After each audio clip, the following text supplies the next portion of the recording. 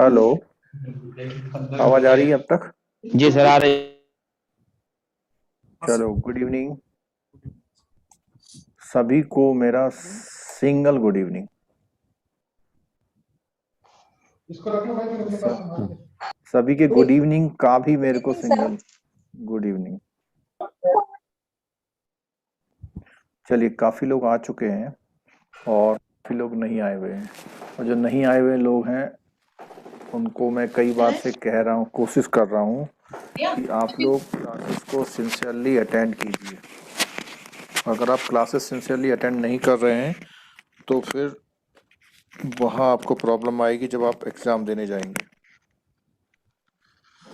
ठीक है, आवाज क्लियर है ना?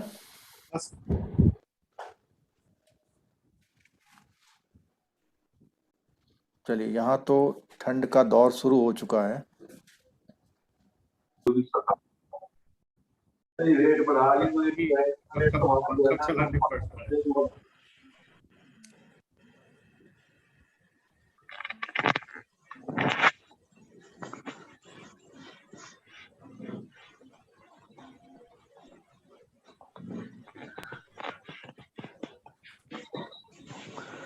ये आवाज क्या रुक रुक के आ रही है आपको भी?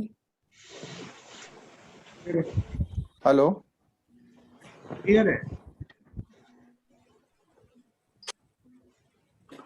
अभी तो ठीक आ रही है sir.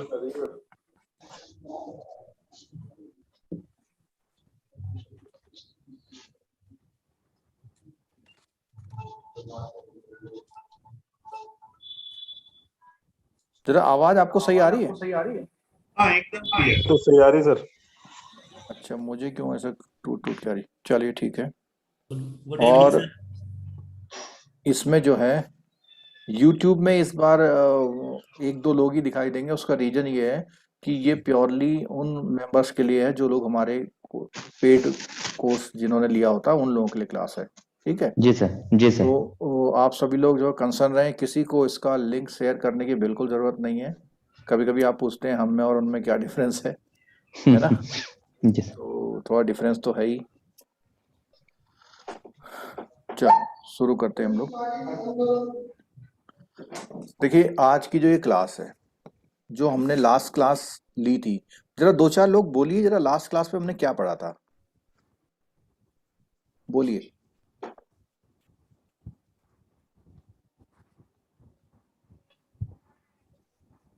Tier tier one capital components क्या क्या आते हैं उसके अंदर। और बताइए। और सर हमने इसमें पढ़ा था कि जो एलिमेंट है वो इंडियन बैंक के लिए टीयर वन में क्या है, फॉरेन बैंक्स के लिए क्या है। Very good. और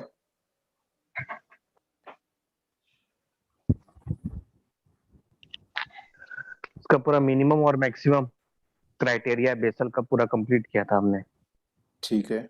और बोलिए, जिसको भी एक वर्ड, एक लाइन या कोई कहानी भी याद है उसको, हर हर बंदा एक एक बात बोलने की कोशिश कीजिए जरा।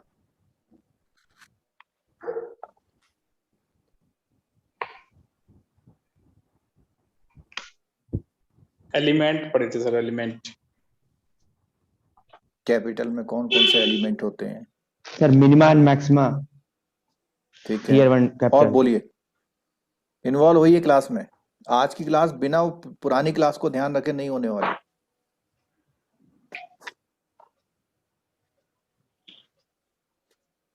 जो लोग आज पहली बार क्लास में हैं, तो अगर उन्होंने अभी पहली वाली क्लास नहीं देखी तो देखनी पड़ेगी आपको। क्योंकि पहली क्लास में जो हमारा जो लास्ट क्लास हुआ था, मैं आपको बताता हूँ कि लास्ट क्लास में हमने कैपिटल के कंपोनेंट को पढ़ा था। फॉरेन बैंक के लिए कौन से कंपोनेंट लगते हैं और इंडियन बैंक के लिए कौन से लगते हैं। सेट वन में कौन से कंपोनेंट हैं, एडिशनल टीयर वन में कौन से कंपोनेंट है, और टीयर टू में कौन से कंपोनेंट है। इसके साथ साथ हमने कुछ क्रॉस चेक पढ़े थे कि कोई भी कंपोनेंट, जो कंपोनेंट है, वो कितने से ज्यादा नहीं हो सकता। ठीक है। अब वैसे तो कंपोनेंट और दूसरा वर्ड इसमें एलिमेंट, ठीक है, दोनों को एक ही सेंस में हम लोग यूज करते हैं। ठीक, यहाँ पर जो थियोरेटिकल लिखा हुआ एलिमेंट लिखा हुआ है, ठीक, तो कोई मशीन होती है तो उसमें कंपोनेंट होते हैं, यहाँ पर क्या है, थ्योरी है तो उसमें एलिमेंट है। ठीक है, एलिमेंट केमिस्ट्री का भी एक वर्ड है। तो कौन कौन सी चीजें हम लोग टीयर 1 में, सेट 1 में या टीयर 2 में लेते हैं, और उसकी मैक्सिमा लिमिट कितना, कौन सा पार्ट कितना ले सकते हैं। ठीक है, ये चीजें हम लोगों ने उसमें देखी थी। आज उसका केस स्टडी का न्यूमेरिकल है, तो ये आपको काफी फ्रेश करेगा, काफी कॉम्प्रिहेंसिव बनाया मैंने, काफी चीजें उसमें डालने की कोशिश की है। ठीक है, थोड़ा एक बार देखोगे तो थोड़ा समझ में आएगा, और इसी तरह का न्यूमेरिकल भी वहां पर एग्जाम में पूछा जाता है। और उसके बाद मैं आपको इसका एक्सेल भी शेयर कर दूंगा, लेकिन पहले हम थ्योरेटिकल बात करते हैं। थ्योरेटिकल बात करने के बाद ही हम एक्सेल पे जाएंगे। ठीक है, तो सबसे पहले मैं आपको स्क्रीन शेयर कर दूं जो हमें आज कवर करना है। आपको स्क्रीन दिख रही होगी सबको, दिख रही है ना? काफी मेहनत से कलरफुल करके मैंने इसे बना रखी है। अब इसमें स्क्रीन में देखिए, आपके पास ये जो फर्स्ट 2 लाइन है, ये वाली और ये वाली, ये डेटा आपको मिलेंगे। जो क्वेश्चन केस स्टडी होगा उसमें इस तरह का डेटा कुछ मिलेगा। ठीक है, ये जो डेटा मिलेगा आपको, इस डेटा को आप लोग कहां कहां कैसे कैसे यूज करेंगे वो देखना है हमें। ठीक, क्वेश्चन में सबसे पहला पॉइंट दिया हुआ है रिस्क वेटेड एसेट। कोई मुझे आंसर करके बताए कि ये जो रिस्क वेटेड एसेट है 2 लाख, ये 2 लाख के risk weighted asset credit risk के लिए है, मार्केट रिस्क के लिए है, या ऑपरेशनल रिस्क के लिए है? क्रेडिट रिस्क के लिए।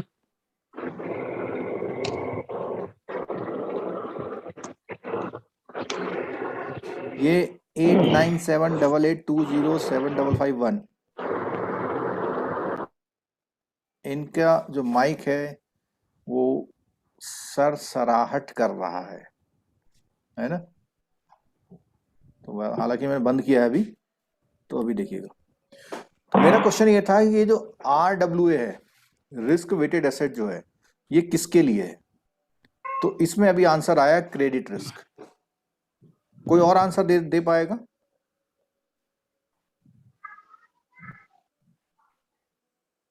क्रेडिट रिस्क कॉम्बिनेशन होगा सर तीनों का, क्रेडिट, मार्केट और ऑपरेशनल। अगर हमारे को क्वेश्चन में 0 दिया हुआ है, ठीक है, तो हम लोग कुछ भी श्योर नहीं हो सकते। ठीक है, लेकिन आप जब भी आप कैलकुलेशन करेंगे तो आप इस पूरे RWA को लेके करेंगे। अगर वो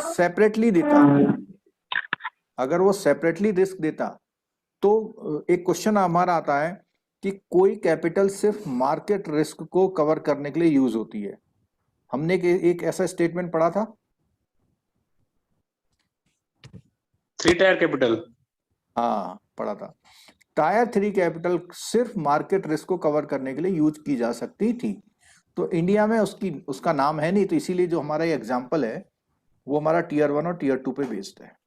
ठीक, ये है हमारा रिस्क वेटेड एसेट, और ये सारे आइटम जो नीचे दिए हुए हैं, these are of capital item. ये कैपिटल के आइटम है। अब कैपिटल के आइटम में ये कॉलम मैंने यहां दिया हुआ, जिसको मैं भी रेड कर रहा हूं, ये आपको वहां नहीं मिलेगा। आपको यही डिफाइन करना है। आप जब इस क्वेश्चन को वहां करेंगे तो इसी स्ट्रक्चर में करेंगे तो कोई प्रॉब्लम नहीं आएगी आपको। सबसे पहला पेड अप कैपिटल उसने दे रखी है, जिसको इक्विटी कैपिटल का नाम दिया हुआ है, और कितनी दे रखी है कैपिटल? 8,000। ठीक है, 8,000। तो पहला क्राइटेरिया ये टीयर 1 की कैपिटल है, पहला क्राइटेरिया है टीयर 1 में आती है। और टीयर 1 में पेड अप कैपिटल हमने पढ़ा था कहां पर आती है? कोर टीयर 1 में आती है। CT1। ठीक है, तो हमने इसे कोर टीयर 1 में ले लिया।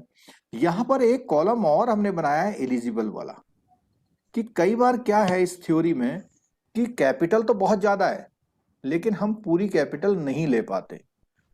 ऐसा ही हमने एडिशनल टीयर 1 के लिए बनाया है, और ऐसा ही हमने टीयर 2 के लिए बनाया। ठीक है, सेट वन में क्या है, कोई भी कैपिटल जो सेट वन में है वो कंप्लीटली सेट वन में पूरी एलिजिबल होती है, क्योंकि हमने एक बात बोली है कि सेट वन के लिए कोई भी लिमिट नहीं। नहीं है, जितना हो जाए उतना अच्छा है। इसलिए एलिजिबल कैपिटल का कॉन्सेप्ट यहां समझाया है कि जो आप यहां लिख रहे हैं उसमें से कितना लेंगे, तो सेट वन में तो कंप्लीटली ले लेंगे। ठीक, अब आप देखिए दूसरा है स्टैट्यूटरी रिजर्व। स्टैट्यूटरी रिजर्व भी हमारे जो उसमें थे, किसमें थे वो, सेट वन में। कैपिटल रिजर्व टीयर वन के सेट वन में। अब यहां पर आया stock surplus for additional tier one. उससे पहले से खुद बोला हुआ है कि ये स्टॉक सरप्लस कहां से मिला है, कौन सी कैपिटल से मिला है उसको, 81 से। एडिशनल टीयर वन से बना है। तो आप ये देखेंगे कि मैंने इसको कहां पे लिखा हुआ है, एडिशनल टीयर वन में। ठीक है, क्लियर हो गया। अच्छा, और यहां मैंने अभी इसको एलिजिबल 0 किया हुआ है। इसका लॉजिक मैं अभी थोड़ी देर में नीचे बताऊंगा। आगे आते हैं, फॉरेक्स रिजर्व। तो जब हम लास्ट क्लास ले रहे थे उस क्लास में मेरे ख्याल से अरिंदम जी ने किसी ने बोला था कि फॉरेक्स रिजर्व को हम 25% डिस्काउंट पर लेते हैं। तो फॉरेक्स रिजर्व दिया हुआ कितना है उसका, 300। तो 300 का 25 डिस्काउंट का मतलब क्या हुआ, कितना हम लेंगे, 55%। 75% लेंगे। तो डिस्काउंट वर्ड जो भी यहाँ लिखे हुए हैं उनका जो बचा हुआ है 100% में से उतना आप ट्रीट करेंगे। और 300 का 75% हमने कहाँ ले लिया है, कोर टीयर वन में। उसके बाद है डिस्क्लोज फ्री रिजर्व। तो डिस्क्लोज फ्री रिजर्व ये भी अगेन कहाँ आते हैं, टीयर वन में। तो कंप्लीट हमने टीयर वन में ले लिए। प्रोविजनिंग एंड कंटिजेंसी, इस वाले पॉइंट को बहुत ध्यान से सुनिएगा। जब मैं लास्ट क्लास में इसको बात को समझा रहा था तो हमने उसमें प्रोविजन कितना लिया था, कोई बताएगा मेमोराइज करके, 600 करोड़। 600 करोड़ लिया था। यहां हमने कितना लिया हुआ है, 300 करोड़। अब 300 करोड़ में उसने बोला हुआ है कि हम कितना ले सकते हैं, 1.5% और 1.25% ऑफ RWA। तो ये जो हमारा 2 लाख का RWA है इसका 1.25% कितना आता है, 25,000। तो 2500। हाँ 2500। तो 2500 हमारा देखो यहाँ ले लिया है। जरा देखिए कहाँ पे लिया हुआ है, कौन सी कैपिटल में लिया हुआ है, T2 में। यही था ना रूल हमारा कि आपका जो भी प्रोविजन है उसका मैक्सिमम जो आपका RWA है उस RWA का 1.25% हमारा 2500 आया। और हमारा प्रोविजन है कितना, 3000। तो जो हमारा प्रोविजन है हम उस प्रोविजन को पूरा पूरा T2 में नहीं ले पा रहे हैं इस वाले कैप की वजह से। तो हमने एलिजिबल में कितना लिया हुआ देखिए, 2500। रीवैल्यूएशन रिजर्व कितना है, 1200 है ना। तो 1200 में 55% का डिस्काउंट अगर हम करते हैं तो दैट इज कमिंग टू 45%। तो 1200 का 45% कितना आ रहा है, 540। क्लियर हो गई बात। और अगर हम सेट वन की बात करते हैं सिर्फ, तो सेट वन की अगर हम बात करते हैं तो सेट वन हमारा जो है कंप्लीट एडिशन करते हैं तो कितना निकल के आता है। और सेट वन में मैंने बताया कि एलिजिबल का कोई क्राइटेरिया नहीं है, तो जितनी भी सेट वन आपके निकल के आएगी वो कंप्लीटली ले ली जाएगी। लेकिन जब हम एडिशनल टीयर वन की बात करते हैं तो यहां पे वो क्लॉज देखिएगा जरा बहुत ध्यान से। यहां पे बोला हुआ है कि एडिशनल टीयर वन हमारे RWA का कितना % हो सकती है, मैक्सिमम 1.5%। 1.5%। क्यों, ये साइड में मैंने ये देखिए ये लिखा हुआ है स्ट्रक्चर पूरा, और यहाँ पे क्या लिखा हुआ मैक्सिमम, और यहाँ पे क्या लिखा हुआ मैक्सिमम। तो हम अगर इसको 1.5% कर रहे हैं, किसके, RWA का, तो RWA का 1.5% हमारा आता है कितना, 3000। लेकिन आपका जो एडिशनल टीयर 1 का टोटल आ कितना रहा, देखिए 4500 आ रहा ना। Yes sir. अब 4500 में से हमने एलिजिबल कितना लिया, 3000। तो ये जो डिफरेंस है, ये डिफरेंस कहां चला गया, स्टेट 1 में नहीं नहीं, T2 में चला टीयर जाएगा। 2 में। भाई आप उस दिन भी ये बात हो रही थी, तो मैंने उस पॉइंट में मैं साइलेंट हो गया था कि कभी भी खराब कैपिटल का एडिशनल पार्ट अच्छी कैपिटल में कैसे आ जाएगा। मतलब टीयर 2 का टीयर 1 में नहीं आ सकता, एडिशनल टीयर 1 का सेट 1 में नहीं आ सकता, लेकिन डाउनग्रेड में जा सकता है वो। तो ये जो 500 था, ये 500 कहां चला गया, टीयर 2 में। और यहां का 1000 कहां चला गया, टीयर 2 में। ठीक है, अच्छा उसके बाद अगला पॉइंट आता है ये पीएनसीपीएस वाला।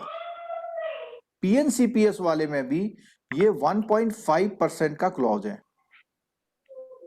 पीएनसीपीएस जो हो सकता है वो मैक्सिमम कितना हो सकता है, 1.5% ऑफ RWA। तो इसीलिए 4000 में से सिर्फ 3000 लिया। अभी मेरा एक क्वेश्चन और है आप लोगों से कि ये नीचे वाला 1.5% और ये ऊपर वाला 1.5%, इन दोनों में फर्क है, ये दोनों स्टेटमेंट अलग हैं। ये वाला जो RWA वाला 1.5% है नीचे वाला, ये ओवरऑल कैपिटल के लिए, और ये वाला 1.5% किसके लिए लागू है, PNCPS के लिए। पीएनसीपीएस। के लिए।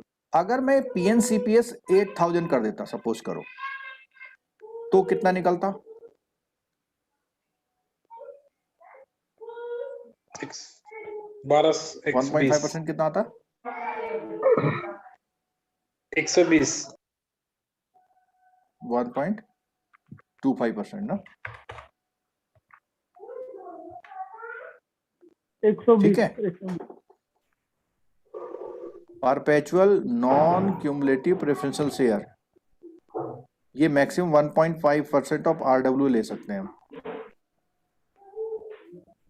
ठीक, अगला पॉइंट क्या है, PCPS RNCPS, ये कितने करोड़ है,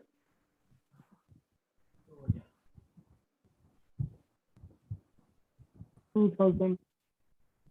और ये कहां ले लिया सीधा सीधा हमने, T2 में। टायर 2। अब टायर 2 का हम एडिशन कर रहे हैं तो कितना निकल के आ रहा है, 5000। लेकिन हमने एलिजिबल कितना किया, 2% ऑफ RWA। तो 2% और 4 आता है, तो हम 4 लेंगे। अब हमारा ये देखिए, ये बगल में कैलकुलेशन देखिए जरा, ये हमारी पूरे उसका कैलकुलेशन है कि जो हमारी पूरी फिगर आई है कैसे। हमारे पास एक सिंपल फॉर्मूला है, कौन सा फॉर्मूला है, कैपिटल अपॉन RWA इंटू, यही है ना फॉर्मूला। तो पहले हमने सिर्फ कितनी कैपिटल रखी है, 13065। क्यों रखी है, क्योंकि this is the case for set 1 का। दूसरे में हमने कौन सा केस है, एडिशनल टीयर 1 का। तीसरे में कौन सा केस है, टीयर 2 का। T2। ठीक है, अब जब हमने कैलकुलेट किया तो ये हमारी परसेंटेज निकल के आई 6.5325, और दूसरी वाली परसेंटेज और तीसरी वाली परसेंटेज हमेशा कभी भी इससे ज्यादा नहीं हो सकती, क्योंकि हमने 4500 में से केवल 3000 लिया, 5000 में से हमने 4000 लिया, हमने पहले ही उसको रेस्ट्रिक्ट किया हुआ है। और जब हम ऐड करेंगे तो ऐड करने के बाद हमने इन तीनों को ऐड किया, और हमारा जो ये सम आया है उसके अकॉर्डिंग जब टीयर 1 टीयर 2 निकाला तो कितना आया, अच्छा, इस बात से कितने लोग एग्री नहीं करते हैं, जरा बताइए तो।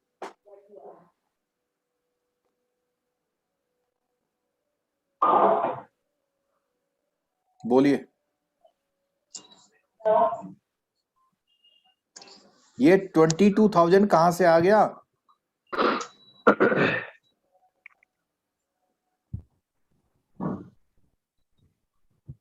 जो हमारा विदाउट कैप था, विदाउट कैप हमारा टीयर 1 और टीयर 2 का कैप जो भी था हमारा 22,000 था। हमने 22,000 से निकाला तो कितना आ रहा है? 11.28। अब हम रिवर्स जा रहे हैं। इसके बाद हमें क्या चेक करना होता है? Set one. सेट वन 5.5 से ज्यादा है या नहीं है? है। अच्छा, फिर उसके बाद हम चेक करते हैं टीयर 1। टीयर 1 7 से ज्यादा है या नहीं है? बोलो। है। ये करीब आ रहा है 8 करीब आ रहा है। फिर हम देखते हैं टोटल। टोटल 9 से ज्यादा है या नहीं है? है। तो ये, हाँ कुछ पूछ रहे हैं? सर पीएनसीपीएस थोड़ा सा फिर से एक बार रिवाइज करो मुझे। ये वाला पीएनसीपीएस ना? हाँ 1.5 मतलब इसमें जो भी आपका पीएनसीपीएस है उसको मैक्सिमम आप आरडब्ल्यूए का 1.5% ले पाएंगे। तो आरडब्ल्यूए हमारा यहां पर कितना है क्वेश्चन में? 2 लाख। 2 लाख। 2 लाख का 1.5% कितना होता है? क्या पड़ी जावा 120 3000 होता है। अच्छा, मैं समझ गया आपका डाउट क्या है। हाँ। मैंने यहाँ पे ना ये फिगर थोड़ी छोटी ले ली थी, मैं इसको 8 लाख कर देता हूँ। आपका जो आरडब्ल्यूए है, आरडब्ल्यूए में इसको 8 लाख कर देता हूँ। 8 लाख का 1.5% कितना होगा? 1200 12,000 होगा। ठीक है।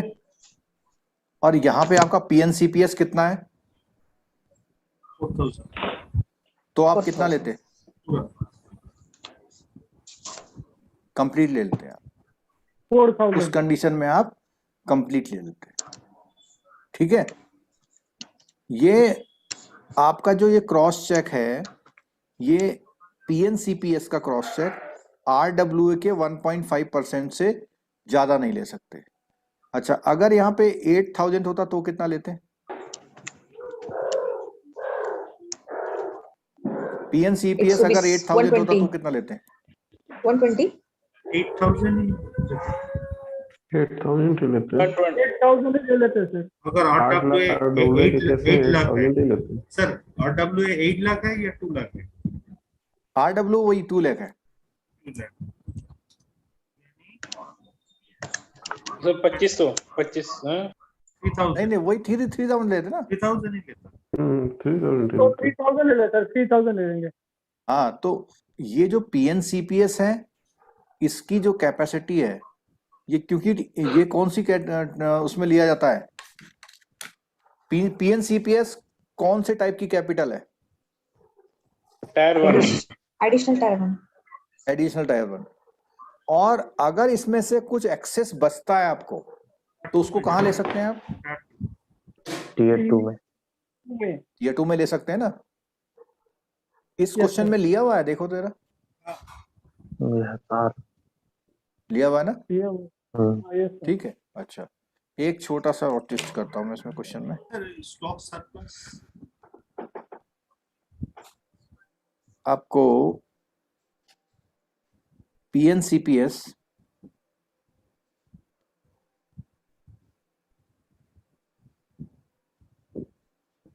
$2,000 कर दिया।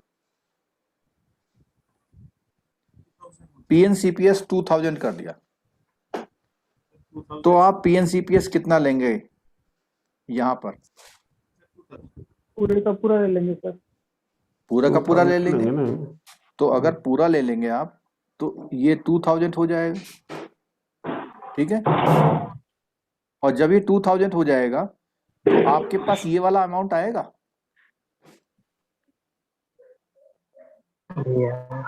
नहीं आएगा, क्योंकि आपका पूरा पूरा 2000 जो 2000 है कंप्लीटली ले लिया गया, तो आपके पास एक्सेस है ही नहीं। तो आज की क्लास में एक थंब रूल तो हमें ये पता लगा कि अगर एडिशनल टीयर 1 ज्यादा है आपके पास तो कहाँ ले सकते हैं आप उसको, टीयर 2 में। और टीयर 2 में भी लेंगे तो मैक्सिमम कितना लेंगे, 2% से ज्यादा नहीं होना चाहिए RW। हाँ, उसका जो टोटल है वो 2% से ज्यादा नहीं लेंगे। लेकिन जब आपसे टोटल कैपिटल का पूछेगा, टोटल कैपिटल में तो आप बिना किसी क्लॉज के पूरा कैपिटल उठा लोगे, और अगर टोटल एलिजिबल पूछेगा तो लिमिट के हिसाब से उठाएंगे। हाँ, तो उसके अकॉर्डिंग ये आ जाएगा आपका, ये 73 ये आ जाएगा 20065। ये पॉइंट क्लियर हुआ, 20065 लेंगे, क्योंकि वो इन थ्रीज का कैप जो है सम है। और अगर आप 2065 लेते हैं, कैपिटल की जगह 20065 अपॉन 2 लाख इंटू 100, जरा बताइए कितना आएगा।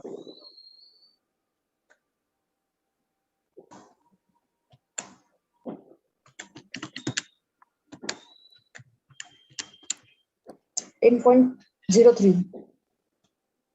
ठीक है, 10.03 आ जाएगा। तो वहां क्वेश्चन की लैंग्वेज में आप लोग ध्यान रखिएगा। क्लियर हो गया। अच्छा, एक क्वेश्चन और, जो ये प्रोविजन एंड कंटीजेंसी हमने यहाँ पे 1.25% हमने आज इसको किया, जब हम लास्ट टाइम क्लास ले रहे थे तो यहाँ पे क्लॉज आया था कि दैट विल बी मैक्सिमम 2.6% आया था, किसी को ध्यान है?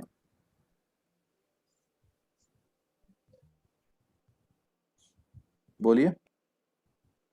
नहीं सर, ये जो 1.25% है that may be taken maximum of 0.6%। बताइए किसी को याद आ रहा तो। Yes sir 0.6% IRB। हाँ ठीक कह रहे हैं, बोलिए बोलिए, सही कह रहे हैं आप बिल्कुल। इंटरनल रेटिंग वाले अगर होता है तो हाँ, अगर IRB अप्रोच से होता है अगर हम तो उसमें क्रेडिट रिस्क को इंटरनल रेटिंग बेस्ड अप्रोच से निकाल रहे हैं, उस कंडीशन में हम मैक्सिमम प्रोविजन कितना ले सकते हैं, 0.6%। 6%। ठीक है, तो वहां पर स्टेटमेंट में आपको देखना होगा कि क्या इसने ऐसा कुछ बोला तो नहीं है।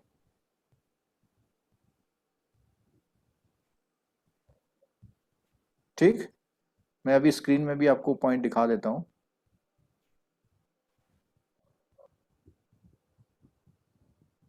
जो लोग बुक लेके बैठे हुए हैं वो वहां पे रिवाइज कर सकते हैं।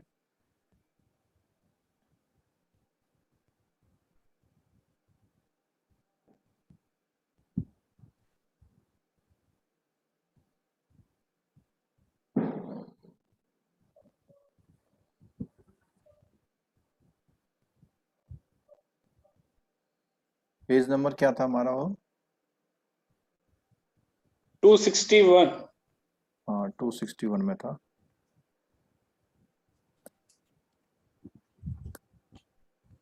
ये देखिए,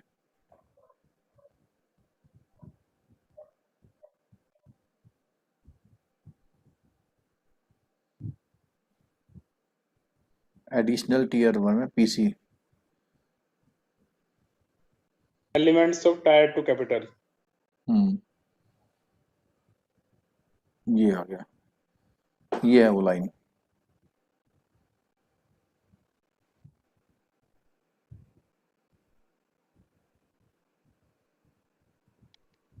ये वाला पॉइंट है।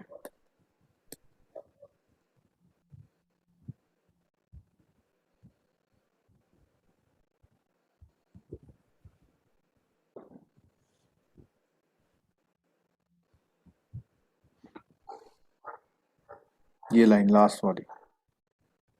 ये जो मैं ग्रीन कलर से ब्लॉक बनाया मैंने अभी जो बनाया रीजन वाला, यहाँ मैं डबल टिक भी कर दे रहा हूँ। ये वाला लाइन यहाँ लिखा हुआ है, बैंक्स में recognise the difference of tier 2 capital up to the maximum of कितने percent, 0.6% of credit risk weighted asset calculated under IRB approach. अगर आप आईआरबी अप्रोच के पे निकालेंगे तो वहां पर आप 0.6% लेंगे, जो स्टैंडर्डाइज अप्रोच में कितना ले रहे हैं आप, 100%। हाँ 100% ले रहे हैं। ठीक है, ये क्लियर हो गया ना पॉइंट वाला, जनरल प्रोविजन वाला। Yes sir, recording. रिकॉर्डिंग हो गया।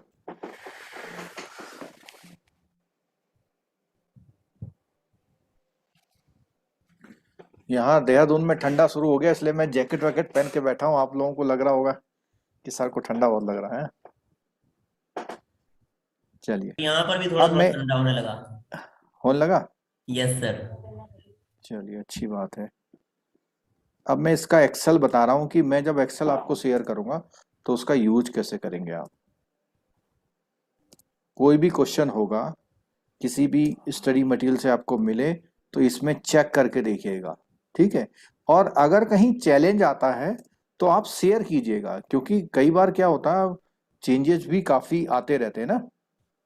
ऐसा कुछ नहीं कि बिल्कुल एडामेंट हो जाना है, कि अगर कोई चेंज आ रहा है तो आप बिल्कुल हमसे शेयर करिएगा।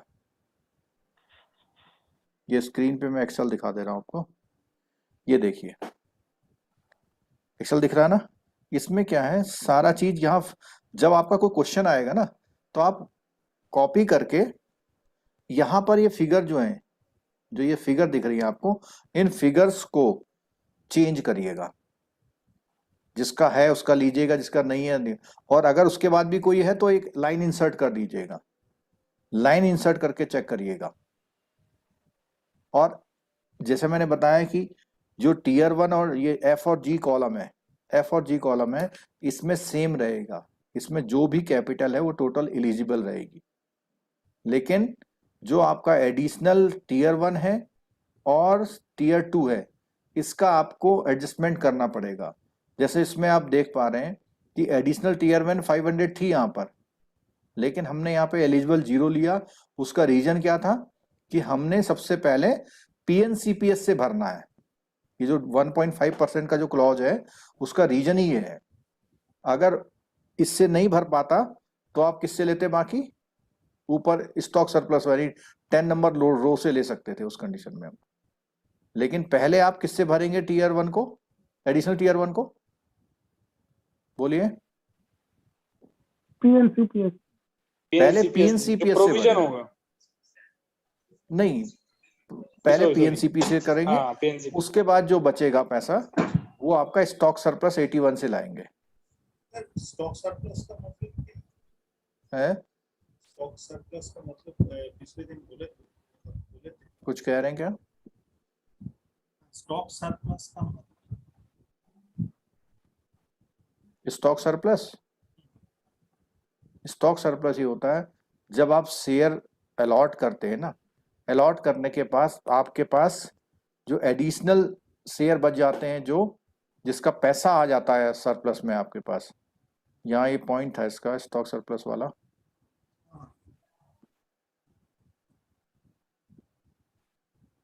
ये पॉइंट है, ये 4th वाला point. Stock surplus share premium, जो एक्स्ट्रा शेयर प्रीमियम आ जाती है आपकी, resulting from the issue of instrument included in tier 2 capital. अच्छा एक चीज बताइए, स्टॉक सरप्लस सिर्फ टीयर 2 में है या टीयर 1 में भी है? दोनों में भी है, है सर, टीयर दोनों 1 में में है। भी दोनों में टीयर 2 भी में है भी। भाई। लेकिन ये उसने खुद ही डिफाइन किया हुआ है कि ये जो उसके पास आया स्टॉक सरप्लस वो कहाँ से आया, टीयर 1 से आया। प्रीमियम से। ये देखिए इसमें है, यहाँ देखिए स्टॉक सरप्लस टीयर 2 में भी है, ठीक है, एडिशनल टीयर 2 में, सॉरी एडिशनल टीयर 1 में, और स्टॉक सरप्लस टीयर 2 में भी है। तो स्टॉक सरप्लस किसी भी कैटेगरी का हो सकता है। स्टॉक सरप्लस जो है वो चाहे एडिशनल टीयर 1 का हो, चाहे वो सेट 1 का हो। देखो सेट 1 में भी है। तो ये क्वेश्चन में क्या होगा, डिफाइन होगा। अगर क्वेश्चन में स्टॉक सरप्लस लिखा हुआ है तो आपको आइडेंटिफाई करना है ये कौन सा है। तो ऐसा क्वेश्चन नहीं होगा कि वो साइलेंट होगा, वो बोलेगा stock surplus from tier 1 capital, stock surplus from tier 2, stock surplus from set 1, ऐसे करके डिफाइन करेगा। तो आपको वहीं लेके जाना है उसको। अगर ये सेट 1 का होगा तो कंप्लीट ले लेंगे आप। यहाँ पे देखिए स्टैट्यूटरी रिजर्व दिया हुआ है, यहाँ पे स्टैट्यूटरी रिजर्व कौन से उसमें है? CT1 में। टायर 1 में। PT1 में। तो ये जो जितने सेंटेंस लिखे हुए हैं, आप लोग अभी तक जो प्रिपरेशन करते थे उससे थोड़ा ऊपर उठ के आइए। अब मतलब कोशिश करिए, आपको चाहे बेसिल करना है या नहीं करना है बैंक में, उससे कोई मतलब नहीं है, आपको एग्जाम में करना है, और एग्जाम में करने के लिए आपको ये करना पड़ेगा। ठीक है, अब मैं एक बेसिल का जो है मास्टर सर्कुलर जो है उसको शेयर कर रहा हूं आपके साथ कि कैसे आप उससे वो करेंगे। सर हमने PNCPS ही क्यों फर्स्ट लिया? क्योंकि उसकी लिमिट है, उसका जो आप एक क्वेश्चन पूछ रहे हैं कि अगर हम कोई दूसरा भी लेते तो भी कोई बहुत ज्यादा फर्क पड़ता नहीं इस क्वेश्चन में। आपका क्वेश्चन कंसर्न यही है ना? हाँ, कोई खास फर्क पड़ता नहीं उससे। लेकिन अगर PNCPS कम होता तो हम स्टॉक सरप्लस AD1 से उसको पूरा कर लेते, जो एलिजिबल 1.5% हमें एडिशनल टीयर 1 करना है। ठीक है, तो प्रेफरेंस उसको ही देना है, PNCPS को ही देना है। हाँ, जितनी भी मैंने न्यूमेरिकल देखे हैं उसमें सबसे पहले इसको दिया। उसका रीजन ये है कि इसके साथ एक कैप लगा रखा है इन्होंने, ये 1.5% वाला। तो उसको लेकर के बाकी वाला को आप एडिशनल टीयर 1 में ले गए, देखिए। और अगर ये कम होता तो एडिशनल टीयर 1 में बिल्कुल नहीं जाता। ठीक है, चलो। अच्छा, अभी मैं सर्कुलर दिखाता आपको, जो बेसल का जो मास्टर सर्कुलर है उससे कुछ बात करते हैं जरा।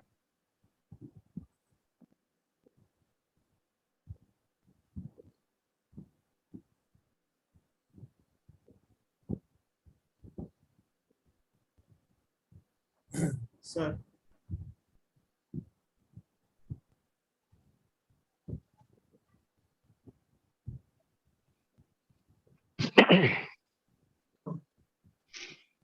कोई किसी के मन में कोई क्वेश्चन आ रहा तो वो पूछ सकते हैं मुझे।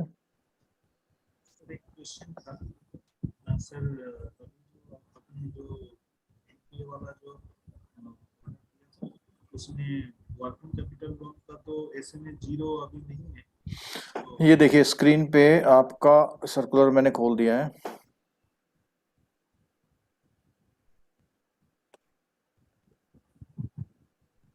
स्क्रीन पर आ गया ना? Yes sir.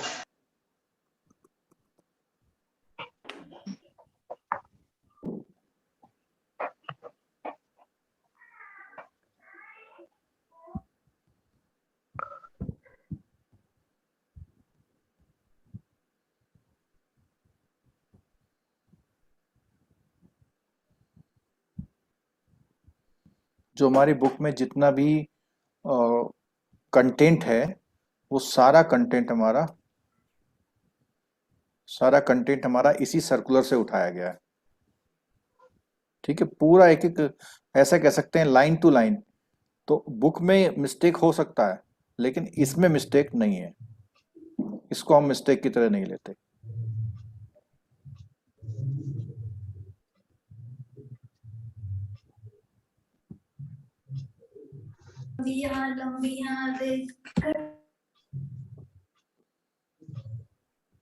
सर ये सर्कुलर ग्रुप में शेयर कर दीजिएगा। मैं कर दूंगा। हाँ सर।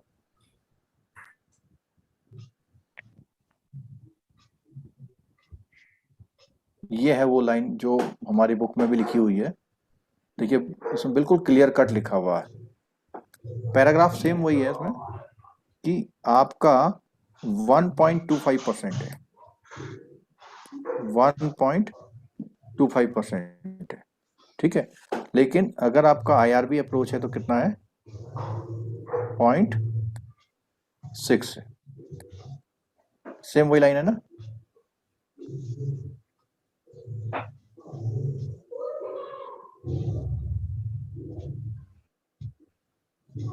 बस ये इसमें जो 6 पॉइंट है इस पॉइंट में ये कितने परसेंट दिया हुआ है यहाँ पे 6 पॉइंट जो है काउंट ऑफ ये 55%। 45% है हाँ हाँ हाँ, लेकिन ये जो है पुराना क्योंकि 16 का है तो ये अब कहाँ आ चुका है ये टियर 2 में किसमें 45%। नहीं किसमें किसमें चुका है वो तो 45% ठीक हो गया अभी 81 में आ चुका है। टीयर 1 81 में या सेट 1 में set Sorry, 1 set TT1 one, में। set one, set one। है? अब देखो ये छोटी है जरा बुक में देख के कंफर्म करिए मेरे को सेट 1 में है सर। सेट 1 में सर। सेट 1 में तो ये छोटी छोटी मिस्टेक नहीं करिएगा अगर वहां पे रिजर्व आ जाएगा तो आप पता लगा कि उसमें 81 में निकाल देंगे तो गड़बड़ हो जाएगा ठीक है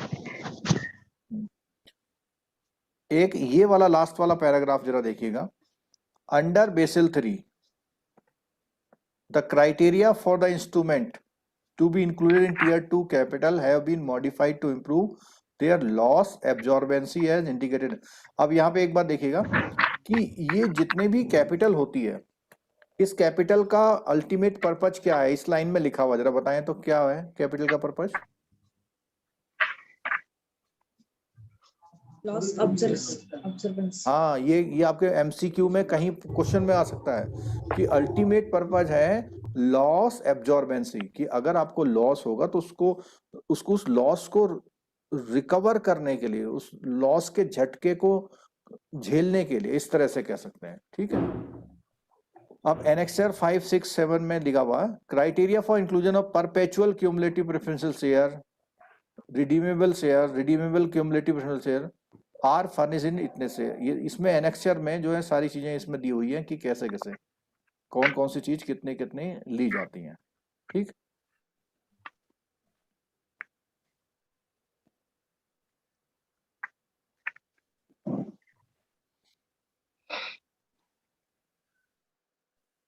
चलिए अब ये चीज तो यहाँ पूरी हो गई हमारी अब हम शुरू करते हैं जो हमारा क्रेडिट रिस्क है उसकी थ्योरी शुरू कर देते हैं आज से हम ठीक है रेडी हैं सब लोग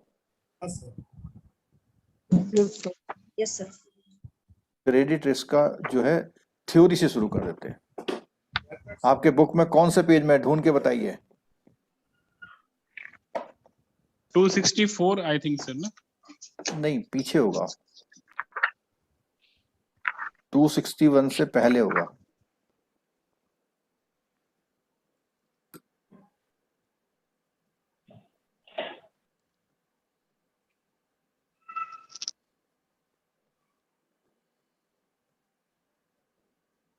टू 228 में capital charge for credit risk बिल्कुल वही होगा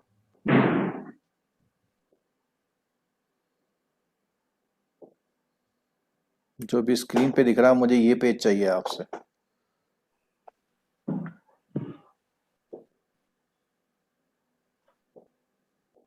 स्क्रीन शेयर कर दीजिएगा सर अभी दिख नहीं रहा ओह सॉरी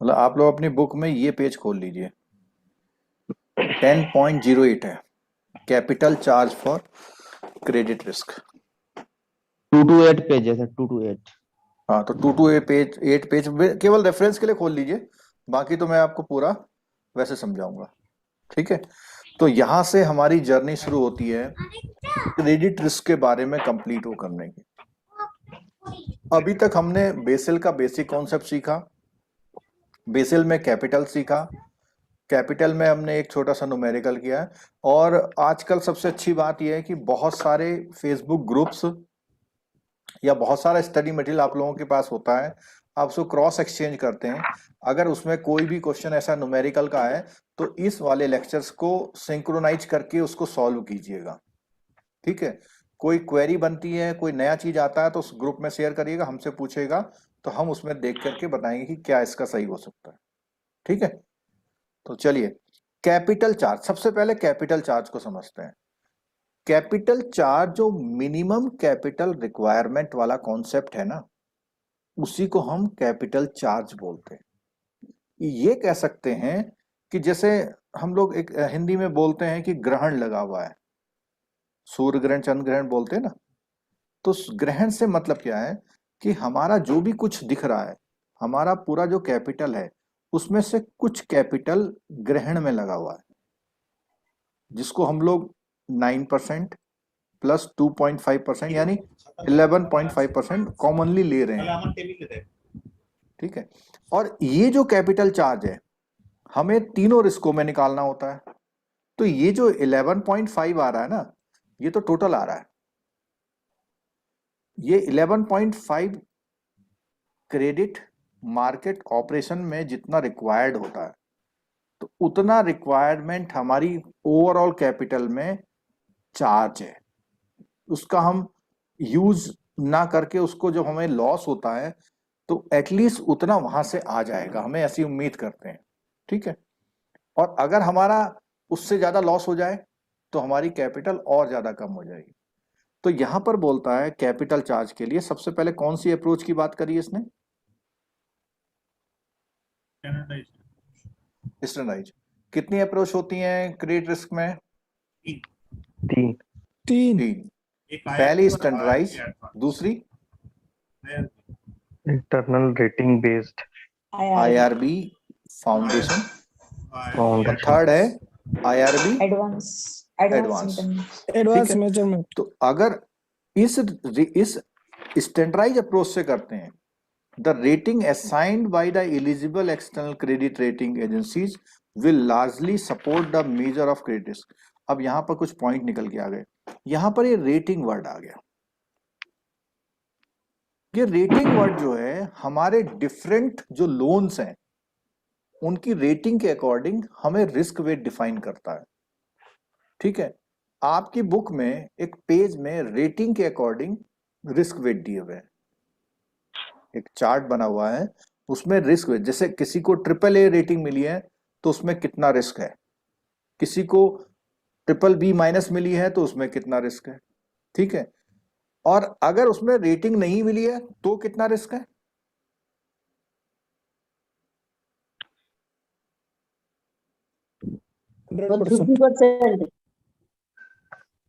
उसमें रिस्क है जो विदाउट, जो हमने उस दिन एक नॉर्मल क्वेश्चन किया था ना, एक क्वेश्चन किया था उसमें कहीं पर भी हमने रेटिंग वर्ड यूज किया था। जब हम एग्जांपल दे रहे थे housing loan, CC limit, demand loan, FD, मेरे ख्याल से पहला या दूसरा क्लास में हमने यूज किया था उसको।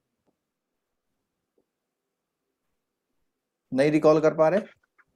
हमने एफडी में कितना किया था? 0%। 0%। एक बार दोबारा।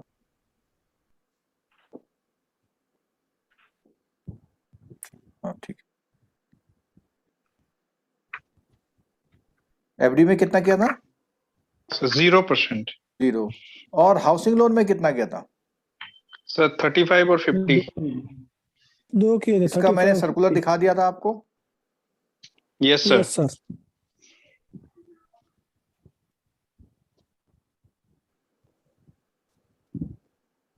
उसको एक बार शेयर कर देंगे सर वो सर्कुलर को।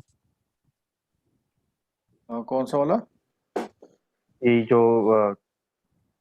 35, RWA 50 का वाला? परसेंट बताता है। हाँ, नहीं वो वो चीज नहीं, मतलब स्क्रीनशॉट टाइप का था, वो किसी पूरे का वेबसाइट से हाँ, निकाला था रिस्क मैंने। वाला पूरा। देखेंगे अगर कहीं मिलेगा तो कर देंगे।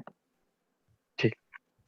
ठीक है, चलो। हाँ, तो यहाँ एक क्वेश्चन आ गया कि अगर आपका लोन किसी भी रेटिंग एजेंसी से रेट है तो उस पे जो रिस्क होगा वो अकॉर्डिंग टू जो आरबीआई का सर्कुलर है, आरबीआई की गाइडलाइन है, आरबीआई की जो भी गाइडलाइन है रेटिंग वाले लोन पे, क्या लिखा है? बैंक में rely upon the rating assigned by the external credit rating agencies chosen by the RBI for assigning risk weight for capital adequacy purpose as per the mapping furnished the RBI। RBI ने जिस rating के लिए जितना risk बोला हुआ उतना लेके चलेंगे, उस कंडीशन में आप ये रिस्क नहीं लेंगे। या हम ऐसे कह सकते हैं, अगर मैं एक बात करूं कि आपने एक शुगर मिल को फाइनेंस किया हुआ है और शुगर मिल को जब फाइनेंस करते हैं तो एक टर्म लोन देते हैं और क्या देते हैं, CC CC. Term loan CC देते हैं ना आप उसको। तो टर्म लोन में आमतौर पर जो रिस्क वेट है वो 100% है और सीसी में भी 100% है, लेकिन इसका जो रेटिंग है वो AA+ है। तो आरबीआई ने AA+ के लिए बोला कि इसमें रिस्क कितना लेना है, मान लिया आपको 50%, तो आप 100% ना लेकर के कितना लेंगे, 50%, क्योंकि इस शुगर मिल ने अपने आप की क्या करा रखी है, एक रेटिंग करा रखी है, और रेटिंग में उसको कौन सी रेटिंग ग्रांट हुई है, AA+। ठीक, चलो आगे। The circular issued by the RBI of India has laid down detail guideline on the capital adequacy requirement and the risk weighted to be applied in the case of following claim. अब एक यहां पर point आ गया बहुत बड़ा कि कोई भी क्लेम है, क्लेम का मतलब किसी से हमको लेना है, अगर वो क्लेम है तो उसमें रिस्क वेट है। कौन कौन से क्लेम में है, अगर डोमेस्टिक सोवरेन है और फॉरेन सोवरेन, इन दोनों में कोई वो बता सकते हो फर्क क्या है?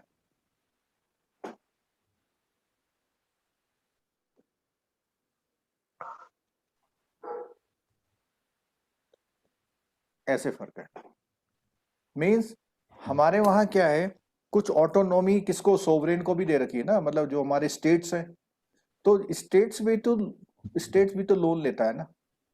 अगर किसी बैंक ने किसी स्टेट को लोन दे रखे तो उसको बोलते हैं डोमेस्टिक सोवरेन, और अगर किसी यूके या जापान को लोन दे रखा, किसी को लोन दे रखा, उसको बोलते हैं फॉरेन सोवरेन। ठीक है, उसके बाद बैंक किनको लोन देता है, पब्लिक सेक्टर एंटिटीज को। बैंक किनको देता है, multilateral development banks, bank for international settlement and international monetary fund, इनको भी। अब यहां लोन देने से मतलब क्या है, क्लेम मींस कुछ पैसा आपने उनसे लेना है, अगर लेना है तो उसमें रिस्क वेट होगा या नहीं होगा? बिल्कुल होगा। होगा सर। बिल्कुल होगा। तो वो यही कह रहा है कि आरबीआई ने अपने सर्कुलर में जितने भी क्लेम्स हैं उनके रिस्क वेट पहले से डिफाइन किए हुए हैं, तो जब आप क्वेश्चन करते हैं तो उसी रिस्क वेट के हिसाब से उसमें आप कैपिटल मेंटेन करते हैं। Claims on banks, claims on primary dealer, claims on corporate asset finance company and non banking financial company, claims included in the regulatory retail portfolio, claims secured by residential property। अब इससे मतलब समझ में आई आपको?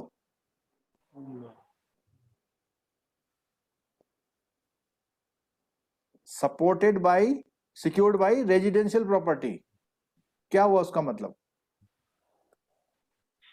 Housing loan में housing property है, किसमें?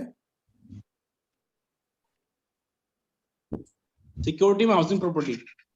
हाँ, अगर सिक्योरिटी में हाउसिंग प्रॉपर्टी है उसमें भी बोला हुआ रेजिडेंशियल, फिर उसने बोला claim classified as commercial real estate, फिर उसने बोला एनपीए। नेक्स्ट आता है specified category venture capital fund, other loan asset like loan and advances to banks own stall, off balance sheet exposure, securitisation exposure, capital AC requirement, default swap. ये सारी कौन सी चीजें हैं? ये सारी वो चीजें हैं बैंक जिसमें बिजनेस करता है।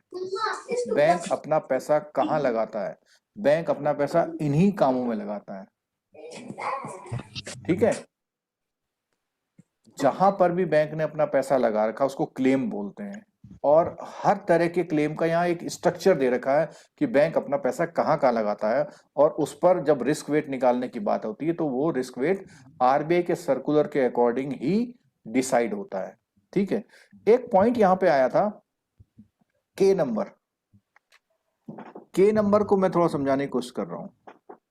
सपोज कीजिए आपके पास एक हाउसिंग लोन है और 50 लाख का हाउसिंग लोन है, और इसमें 50% रिस्क वेट है, तो रिस्क वेटेड एसेट कितना हो जाएगा? 25 लाख। ठीक है, लेकिन अगर यही लोन एनपीए हो जाए तो एनपीए गाइडलाइन अलग से है, हम लोग कवर करेंगे आगे। एनपीए में उसने कहा कि 150% का रिस्क वेट होगा, तो कितना हो जाएगा? 75। तो ये जितनी भी कैटेगरीज यहाँ पर डिफाइन है, ये सारी कैटेगरीज, हर कैटेगरी के लिए रिस्क वेट निकालने का एक सिस्टम अलग अलग है, ठीक। ऑफ बैलेंस शीट का अलग एक्सपोजर है। सिक्योरिटाइजेशन एक्सपोजर लास्ट क्लास में समझाया था, कोई एक्सप्लेन कर सकता है क्या होता है सिक्योरिटाइजेशन? एनपीए वाला क्या है? हाँ, जब कोई एनपीए अकाउंट कोई बाई करता है तो उसके अगेंस्ट में जो सिक्योरिटी रिसीट देता है, वो सिक्योरिटी रिसीट भी आपके लिए क्लेम है, क्योंकि आपको उसका पैसा आना है। तो वो कितना आएगा या नहीं आएगा उसके अकॉर्डिंग उसमें क्या लगाते हैं? रिस्क वेट, ठीक है। अच्छा, अब जब उसने बात कर दी कि हमारे जितने भी क्रेडिट्स हैं, जितने भी लोन्स हैं, क्लेम्स हैं, अगर उसमें रेटिंग करा रखी है हमने, तो रेटिंग किन से करवा सकते हैं उसके बारे में छोटा सा वो दिया हुआ है। क्या दिया हुआ? वो कौन कौन से हैं? In accordance with the principle laid down with the revised framework, the RBI has decided that banks may use rating of the following domestic credit rating agencies for the purpose of risk weighting their claims falling under corporate exposure for adequate। तो कितना कितना, अब ये कौन कौन सी हैं देखिए। कई बार शायद जेआईबी में तो बहुत पूछा जाता है कि आउट ऑफ दीज कौन सी रेटिंग एजेंसी नहीं है। हाँ बताओ ठीक है, क्या? तो इसमें क्या है? पहला क्या है? Brickwork rating India private limited, care बोलते हैं, credit analysis and research limited, care बोलते हैं बजे इसको। तक आता है संजय? क्रिसिल, संजय कितने बजे तक आता है? विवेक कुमार यादव जी। क्रिसिल के बाद क्या है? इकरा, फिर है India rating and research private limited, SMERA SME की जो रेटिंग करता है। और कौन सी है? Infomerics valuation rating private limited, ये न्यू है एकदम से, ठीक। और ये है इंटरनेशनल, ये कहाँ कौन से एक्सपोजर की? इंटरनेशनल क्रेडिट एजेंसी है। वो डोमेस्टिक थी, इंटरनेशनल है। तो इंटरनेशनल फिच है, मूडी है और स्टैंडर्ड पुअर है। और स्टैंडर्ड पुअर जो है वो क्रिसिल की पेरेंट कंपनी है। जो स्टैंडर्ड पुअर्स है, स्टैंडर्ड पुअर्स जो कंपनी है, यहां से क्रिसिल है इंडिया में, जो उसकी वहां काम करती है, ठीक है। अच्छा, अब एक पॉइंट आ गया, इंटरनल रेटिंग बेस्ड अप्रोच। हम लोग जब पढ़ रहे थे तो हमने देखा कि इंटरनल रेटिंग बेस्ड अप्रोच के लिए 0.6% हम लोग दे सकते हैं प्रोविजन का। तो वो क्या चीज है उसके बारे में। One of the most innovative aspect of new accord in the IRB approach to measurement of the capital requirement for credit risk. तो आईआरबी अप्रोच में एक आपकी है फाउंडेशन और दूसरी है कौन सी? एडवांस, ठीक है। IRB approach differs substantially from the standard. ये कहना चाह रहे हैं कि जो स्टैंडर्डाइज अप्रोच है वो तो डायरेक्ट निकाल देते हैं, लेकिन जो इंटरनल रेटिंग बेस्ड अप्रोच है उसमें बहुत मैथमेटिकल जो सिस्टम बना हुआ उनका बहुत अच्छा है, ये सब बताते हैं, ठीक है। To the extent of bank internal assessment of key risk parameter serve as a primary input of capital calculation. Since the approach is based on the bank internal assessment, the potential for more risk sensitive capital requirement is substantial।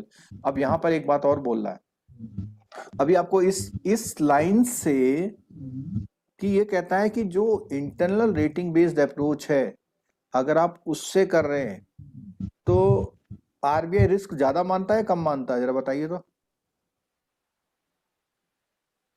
कम मानिए।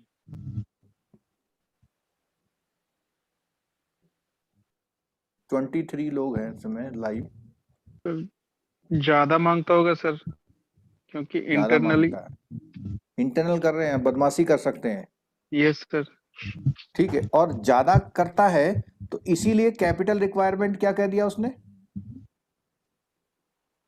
Substantial, यानी credit की requirement, जो capital की requirement भी ज्यादा बना दी उसने।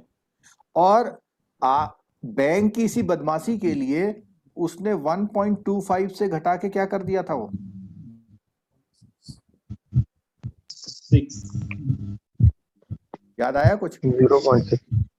Yes sir, yes मतलब सर। अगर आप स्टैंडर्डाइज अप्रोच में ले रहे थे तो कहता था आप इसका इतना जो प्रोविजन है उसका 1.25 तक कैपिटल में ले लो, लेकिन जब वो कहते हैं आप आईआरबी से करोगे तो उसने कहा केवल 0.6 लेना आप। ठीक है, लॉजिक समझ में आ गया इस बात का? चलो Yes, आगे sir. देखिए। The IRB approach computes the capital requirement for each exposure directly before computing the risk-weighted asset. तो IRB अप्रोच में क्या बोल रहा है कि जितने भी एक्सपोजर हैं उनका डायरेक्टली कैपिटल रिक्वायरमेंट निकालता है, विदाउट किसके, क्रेडिट रिस्क, जो रिस्क वेटेड एसेट है उससे पहले ही वो क्या निकालता है, कैपिटल रिक्वायरमेंट निकालता है। कौन से मेथड में? आईआरबी। और आईआरबी मेथड से जब करेंगे तो उसमें बोलता है capital charge computation is a function of the following parameter. 1 number का इंपॉर्टेंट क्वेश्चन, 1 मार्क्स का इंपॉर्टेंट क्वेश्चन है कि जब भी किसी का कैपिटल चार्ज निकालते हैं तो 4 पैरामीटर जो है हम लोगों को दिमाग में रखने होते हैं। पहला पैरामीटर क्या है? बोलिए बोलिए। देखो मैं आपको कितना मोटिवेट करने की कोशिश करता हूँ। Probability or default? हाँ, Loss, कोशिश loss करिए given the इन default. शब्दों को बोलिए क्लास में, तब Exposure जाके and आपको default. सिर्फ ये याद रहेगा कि ऐसा मैंने पढ़ा था, और जब रट के समझ के जाएंगे तब आप उसे कर पाएंगे। तो कम से कम इतने फैमिलियर तो हो जाइए इन वर्ड से कि एग्जाम में मिले आपको ये वर्ड। क्या बोलता है? प्रोबेबिलिटी ऑफ डिफॉल्ट, कि किसी लोन के डिफॉल्ट होने की क्या प्रोबेबिलिटी है, 50% है, 10% है या 20% है। दूसरा, loss given the default. Yes, आप sir. देखिए, मैं इसको एग्जांपल से बताता हूं आपको। एक लोन है आपका 100 लाख का और इसमें प्रोबेबिलिटी ऑफ डिफॉल्ट कितना है? 20% है। लॉस गिवन द डिफॉल्ट, जब ये लोन खराब हो गया तो इसने आपको 15 लाख का लॉस दे दिया। फिर बोलता है एक्सपोजर एट डिफॉल्ट। इस एग्जांपल में एक्सपोजर एट डिफॉल्ट क्या होगा?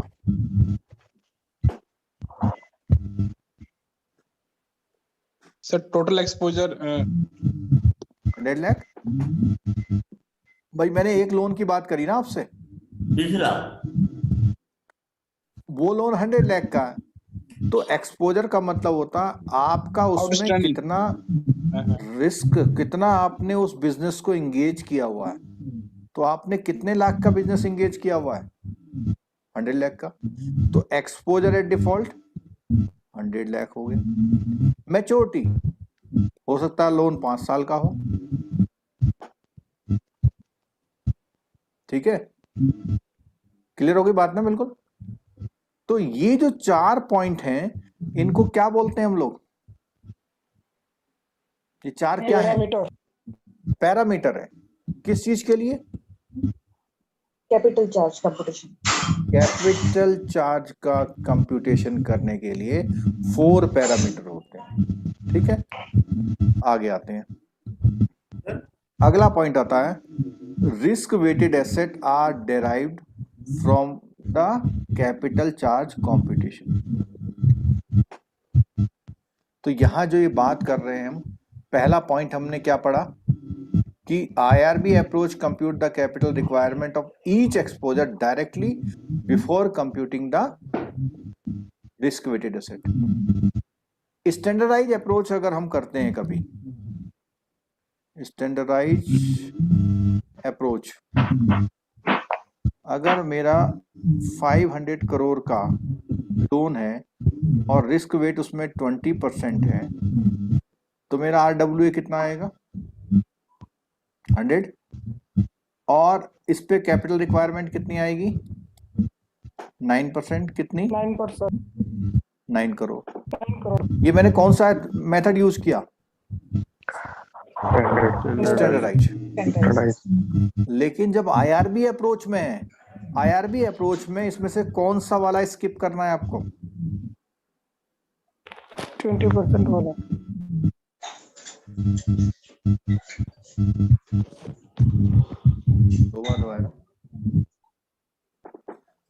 तो जब आप IRB अप्रोच यूज करेंगे तो ये चीज यूज नहीं करेंगे, आप इससे सीधे सीधे क्या निकालेंगे?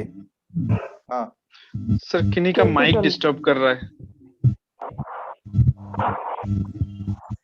एक मिनट देखता हूं मैं। राकेश त्रिवेदी। हाँ सर। आपका माइक जो है या तो कहीं रगड़ रहा है, ऑफ करिए तो अपना माइक। अब नहीं आ रही आवाज। अपना माइक जब आपको बोलना होता है ना, तो तब ऑन कर लीजिए, ठीक है। बहुत टिपिकल सी चीजें हम लोग पढ़ रहे हैं। जब आप लोग एग्जाम दे के आते हैं तो यही बोलते हैं कि पता नहीं पूरी बुक तो मैं पढ़ के गया था, वो पता नहीं कहाँ से आया, वो आता इसी बुक में से है। बिलीव कीजिए, 5 से 10 क्वेश्चन मान लेते हैं कि नहीं आते, 90 आते हैं बुक में से। और कभी रिव्यू पढ़िएगा, जो लोग कई स्टूडेंट कहते हैं हमने कहीं कोचिंग नहीं लिए लेकिन हमने बुक को ढंग से पढ़ के गए। कभी आप देखिएगा कमेंट में स्टूडेंट्स के। तो इसीलिए हम इसको, हमारे पास समय है, हम एक एक चीज पढ़ेंगे, समझेंगे, उसको आप कितना आगे तक ले जा सकते हैं ये आपके ऊपर निर्भर करेगा।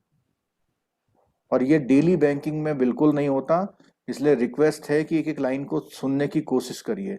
मैं एक एक वर्ड को एक्सप्लेन कर रहा हूं यहाँ पर। सर, ये जो यहाँ पे capital charge computation is a function of the following parameter, sir यही क्वेश्चन रहता है सर? हाँ बिल्कुल। इसमें से ये 3 चीजों में से 3 चीज गलत रहती है, एक जो है करेक्ट रहता है। हाँ, या 3 चीज यही रखेगा, एक गलत डाल देगा। Yes sir. और जिसने बिल्कुल नहीं पढ़ा है तो वो तो तुक्का ही लगाएगा ना उसमें, और जिसने पढ़ा है तो हो सकता है उसका सही हो जाएगा। ठीक है सर। चलो। यस। हाँ क्रेडिट रिस्क की तरह ऑपरेशनल रिस्क में भी ऐसा ही कुछ है ना? Probability of occurrence, financial impact, internal control. ये आपका आवाज शायद कम आ रहा है मुझे। Hello hello. हाँ बोलिए, जोर से बोलिए। हाँ, मैं बोल रहा हूँ कि ये क्रेडिट रिस्क की तरह ऑपरेशनल रिस्क में भी ऐसा ही कुछ है, जैसे कि probability of occurrence, financial impact, internal control, जो risk estimated level of risk निकलता है ना। ऑपरेशनल रिस्क का जो कैलकुलेशन का स्टाइल है उसका एक फॉर्मूला है, उसमें 1 2 3 4 के रिस्क दिए हुए हैं, वो अलग है। क्रेडिट रिस्क के लिए अलग रखा हुआ। जब ऑपरेशनल रिस्क में आएंगे तो वो जो आप बात बता रहे हैं कि स्क्वायर रूट ऑफ करके फॉर्मूला है ना एक, हाँ, तो वो ऑपरेशनल रिस्क में है, वो क्रेडिट रिस्क में नहीं है। अभी हम क्रेडिट रिस्क को वो कर रहे हैं, ठीक है। ये माइक जिनका था फिर परेशान कर रहा है। अब ये डिस्कशन वाली क्लास है इसलिए मैं माइक बंद नहीं कर पा रहा हूं आप सबका। चलिए आगे देखिए। The IRB approach does not allow banks to determine all of the elements needed to calculate their capital requirement. Instead, the risk weights and thus capital charge are determined through a combination of quantitative input provided by banks and formula specified by the committee. तो ये कह रहा है IRB approach में, IRB approach की बात कर रहा है कि approach does not allow banks to determine all of the elements needed to calculate their capital requirement. Instead, the risk weight and thus capital charge are determined through the combination of quantitative input provided by banks and formula. ये कहता है कि जो basal committee ने formula दिया plus bank ने अपने जो क्वांटिटेटिव इनपुट दिए हैं इनको मिक्स करके वो डेराइव करते हैं, ठीक है। जबकि स्टैंडर्डाइज अप्रोच में सीधे सीधे परसेंटेज निकाल के कर देते हैं, उसमें बैंक का कुछ भी डिस्क्रिशन बोलिए नहीं रहता, ठीक है। The IRB approach uses banks internal assessment of key risk drivers as primary input, जो यहां पे बोल रहा है ना कि क्वांटिटेटिव इनपुट प्रोवाइड करता है bank to the capital calculation. The risk weight and resultant capital changes are determined through the combination of quantitative input। इसी लाइन को रिपीट किया उसने, quantitative input और formula specified the Basel committee, वही line repeat किया, ठीक है। The IRB calculation of risk weighted asset for exposure to sovereign banks and corporate entities relies on the following 4 parameter. तो उसने जो ऊपर 4 पैरामीटर दिए थे वही लाइनें लिखी हुई हैं, उसको मैं यहां समझा रहा हूं। मैंने बताया था प्रोबेबिलिटी ऑफ डिफॉल्ट, तो उसे बोलता है विच measures the likelihood that borrower will default over it given time. यानी कि उसकी लाइकलीहुड का मतलब क्या है, प्रोबेबिलिटी। लाइकलीहुड का मतलब क्या है, प्रोबेबिलिटी, कि वो बोरोवर फ्यूचर में कितने परसेंट डिफॉल्ट कर सकता है। आप लोग बोलते हो ना कि ये बोरोवर है कि 100% आ जाएगा, फिर आप बोलते हैं ये 10% तक गड़बड़ कर सकता है। नेक्स्ट है लॉस गिवन डिफॉल्ट, इसमें बोलता है measure the proportion of exposure that will be lost if default. अगर लोन डिफॉल्ट किया उसने तो लॉस कितना होगा। इस पॉइंट पे जरा समझिएगा बात को। अगर कोई लोन डिफॉल्ट करता है तो क्या पूरा लॉस होता है?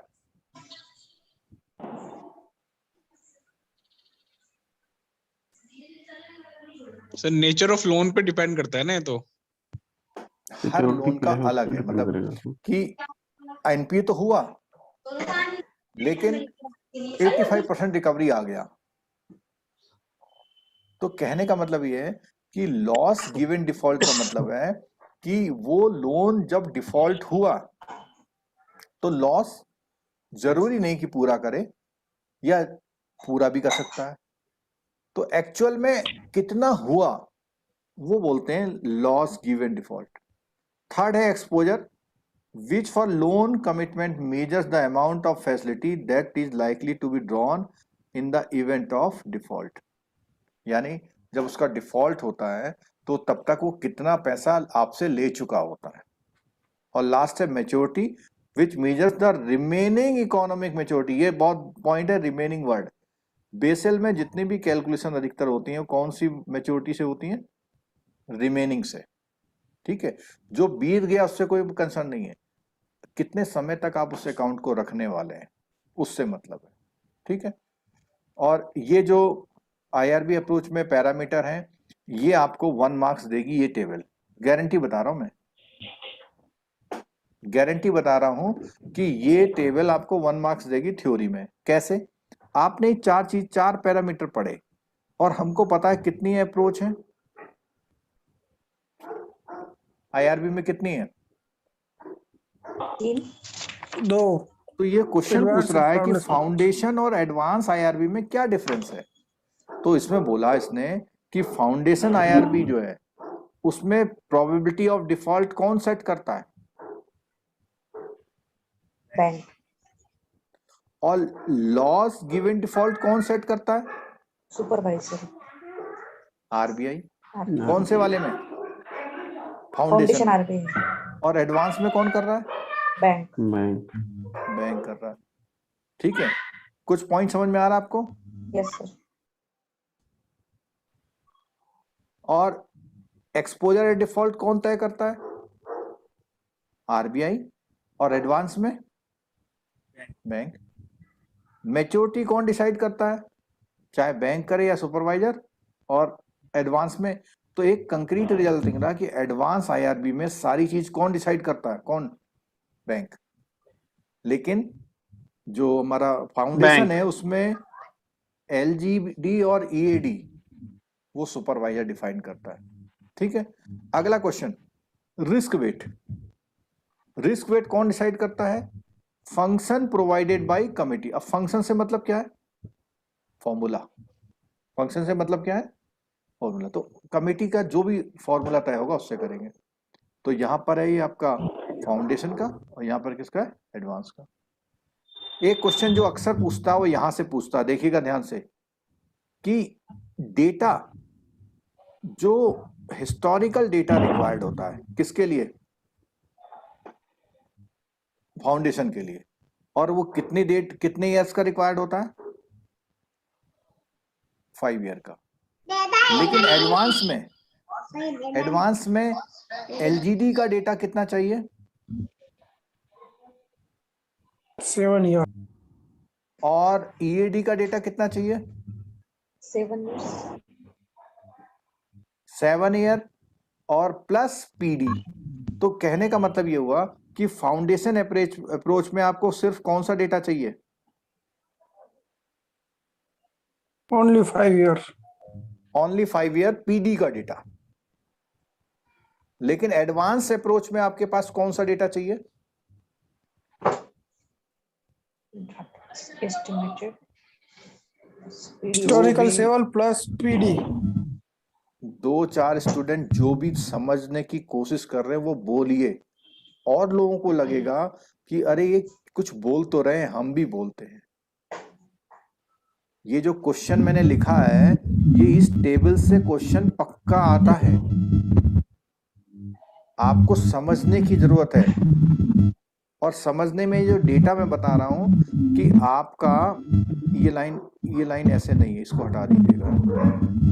आप बुक में देखिएगा एक ही लाइन है ना, डेटा रिक्वायरमेंट लाइन है। राकेश त्रिवेदी जी, आपका माइक क्यों डिस्टर्ब कर रहा भाई? फाउंडेशन अप्रोच में किस चीज का डेटा चाहिए और कितना चाहिए? आंसर करिए। हिस्टोरिकल डेटा चाहिए। 5 years। किस चीज का? 7 year historical plus 5 year PD का। नहीं नहीं नहीं नहीं, गलत बता रहे हैं। मैं पूछ रहा हूँ फाउंडेशन का, आप कौन सा बता रहे हैं? Historical data estimated PD 5 years का सर। हाँ बिल्कुल यही आंसर है, और कुछ आंसर नहीं है इसका, कि हमको पिछले 5 ईयर का प्रोबेबिलिटी ऑफ डिफॉल्ट का डेटा चाहिए। ठीक है, तभी आप इंटरनल जो अप्रोच है उसका इस्तेमाल कर सकते हैं। कौन सी वाली का? फाउंडेशन का। फाउंडेशन। और अगर आप एडवांस आईआरबी में जाना चाहते हैं तो आपके पास एटलीस्ट हिस्टोरिकल लॉस डेटा होना चाहिए। किसका? एलजीडी का। कितने साल का? 7 years। 7 ईयर का। और एस्टिमेटेड ईएडी कितना चाहिए? 7 ईयर का, प्लस पीडी एस्टिमेशन जो पहले से 5 साल है वो चाहिए। अभी बोलिए, कुछ क्लियर हुआ? सर फाउंडेशन में अगर हिस्टोरिकल डेटा 5 इयर्स का चाहिए तो अगर लोन समझिए कि वो 7 साल या 8 साल का है तो कैसे आ सकता है? अब मैं बताता हूँ कि इसमें से अच्छा अप्रोच कौन सा है, बताइए। चलिए, फाउंडेशन। एडवांस अच्छा का मतलब है, अच्छा का मीन्स है कि ज्यादा अच्छे रिजल्ट कौन सा देगा? एडवांस। और अच्छे रिजल्ट आप तभी ला सकते हैं जब आपके पास हिस्ट्री का बड़ा डेटा होगा। तो हिस्ट्री का बड़ा डेटा, लॉस डेटा 7 साल का चाहिए आपको। एक्सपोजर डेटा जो होता है, एक्सपोजर एस्टिमेट का, वो भी 7 ईयर का चाहिए, plus that of PD estimation जो प्रोबेबिलिटी ऑफ डिफॉल्ट का एस्टिमेशन, वो तीनों चीज चाहिए। तो एडवांस अप्रोच में तीनों चीजों का डेटा चाहिए, जबकि फाउंडेशन अप्रोच में सिर्फ और सिर्फ किसका चाहिए? प्रोबेबिलिटी डिफॉल्ट का 5 साल का चाहिए। सर ये क्या पर्टिकुलर कोई लोन का चाहिए, ये ओवरऑल? आपकी आवाज आज कम आ रही, क्या फिर से बोली तो? ये पर्टिकुलर कोई एक लोन का चाहिए या ओवरऑल? इंडिविजुअल अलग अलग लोन का। तो सर हिस्टोरिकल डेटा 7 ईयर का हर एक लोन का कैसे हो सकता है? बहुत अच्छा क्वेश्चन पूछा आपने। सर आपको ये पता लगता है है कि कि हैं? ये लगता है कि उस सेगमेंट का हिस्टोरिकल डेटा चाहिए, है ना सर, जहां तक मुझे लग रहा है। सेगमेंट का नहीं, इसमें हाँ थोड़ा सा हम ये कह सकते हैं, पर्टिकुलर कैटेगरी ऑफ लोन ले सकते हैं। एक ओके मिनट में सर। इसमें ये मैं सर्कुलर में एक वर्ड दिखाता हूँ आपको। हाँ, मैं इनका अरिंदम जी का आंसर दे रहा था कि जिस बैंक के पास पुराने डेटा का एनालिसिस अच्छा होगा, वो बैंक उतना ही आईआरबी अप्रोच को एडवांस पे ले जा सकता है। और आईआरबी अप्रोच करनी हो या आपको आईआरबी फाउंडेशन या एडवांस कोई भी करनी हो, तो जब तक आपके पास पुराना एनालिसिस नहीं है, तब तक आपको अलाउड ही नहीं करेगा। आपको किससे करनी पड़ेगी?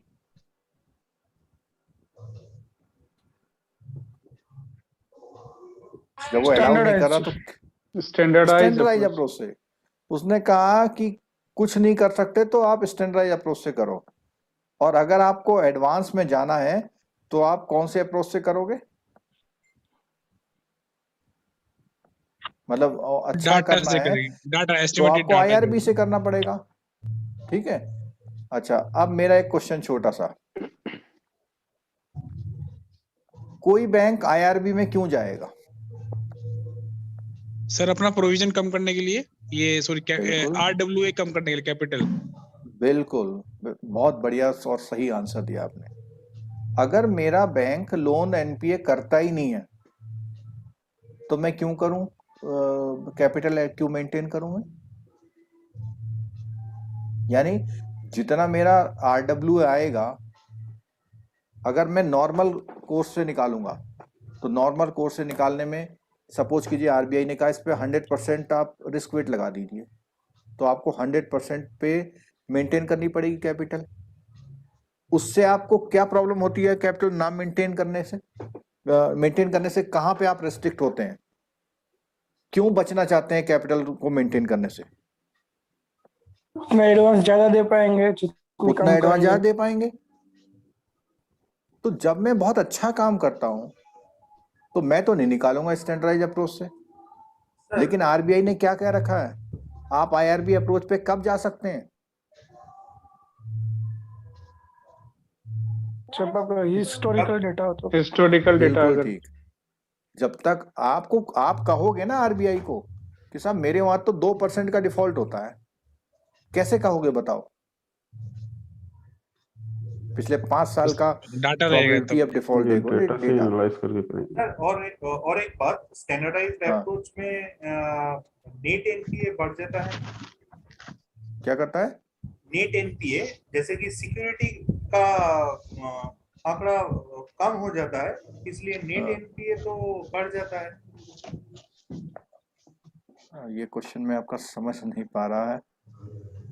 ग्रॉस एनपीए से जब हम नेट एनपीए में जाते हैं, जो कैलकुलेशन हाँ, होता है, हाँ, उसमें तो हम सिक्योरिटी को माइनस करते हैं, जो सिक्योरिटी दिया जाता है। नहीं नहीं नहीं नहीं नहीं, गलत गलत गलत। अभी बताता हूं मैं। जो आपका क्वेरी भी मैं रिजॉल्व करता हूं। अच्छा, कोई क्वेरी पूछता है तो सब लोगों को अटेंटिव रहना चाहिए। ये नहीं कि ये पता नहीं क्या पूछ रहे हैं, हमारी समझ में नहीं आ रहा, नहीं करना चाहिए। ठीक है जी। पहले मैं इनके क्वेश्चन का जवाब देता हूँ। प्रोविजन का डिफरेंस होता है ना। हाँ हाँ, वो ग्राफ थोड़ा सा देखिए। यहाँ पे गड़बड़ हो रहा है। एक मिनट रुकिएगा, मेरा कैमरा चला गया।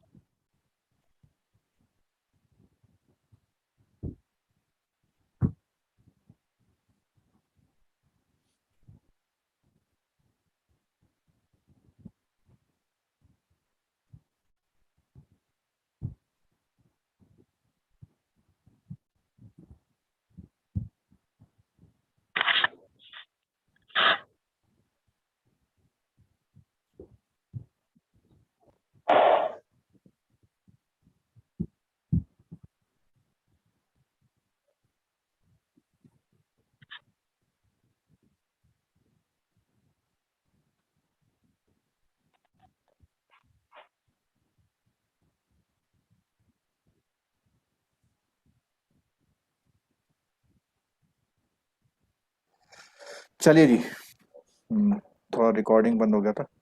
हाँ, इनका क्वेश्चन बताता हूँ, और ये क्वेश्चन सभी लोगों के लिए इंपॉर्टेंट है। देखो, ग्रॉस एनपीए जो होता है आपका,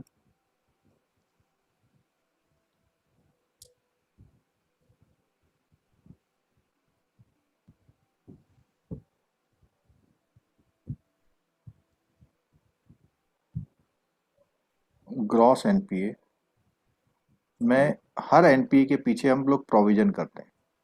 सपोज कीजिए 500 करोड़ का एनपीए है और उसके अगेंस्ट में हमने 60 करोड़ का प्रोविजन रखा हुआ है। अगर 60 करोड़ का प्रोविजन है तो हमारा जो नेट एनपीए होगा वो 440 हो जाएगा। ठीक है, तो अरिंदम जी ये बोल रहे थे कि प्रोविजन की जगह उन्होंने कौन सा वर्ड यूज किया था? सिक्योरिटी। सिक्योरिटी से कभी भी आपका एनपीए कम नहीं होता, लेकिन सिक्योरिटी से एनपीए पर प्रोविजन कम हो सकता है। बात समझ में आई? अगर इस 500 के अगेंस्ट में 400 का सिक्योरिटी है तो हमारा जो प्रोविजन होगा वो कितना होगा? वो सिक्योर्ड पे अलग, अनसिक्योर्ड पे हाँ, अलग। सिक्योर्ड पे अलग होगा, अनसिक्योर्ड पे अलग होगा। ठीक है, तो इससे एक ही फर्क पड़ सकता है। लेकिन जब हम ग्रॉस एनपीए और प्रोविजन की बात करते हैं तो सिक्योरिटी का पॉइंट हम नहीं डिस्कस करते। एक चीज। दूसरा, एक और चीज है कि ग्रॉस एनपीए और जो नेट एनपीए है वो ओवरऑल एडवांसेस पे निकाला जाता है, जबकि प्रोविजन किस पे निकाला जाता है? Each and Particular। Every account पे। हाँ, हर अकाउंट का अलग प्रोविजन, हर अकाउंट का अलग प्रोविजन, उसको ऐड किया जाता है। ठीक है, तो ये कॉन्सेप्ट थोड़ा सा ठीक करिए अपना। अच्छा, दूसरा जो अभी हम बात कर रहे थे यहाँ पे,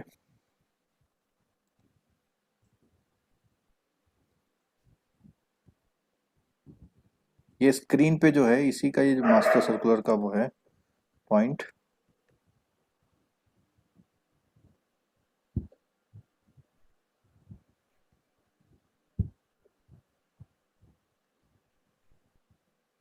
थोड़ा देर में क्लास छोड़ देंगे, थोड़ा पेशेंस रखिएगा। मैं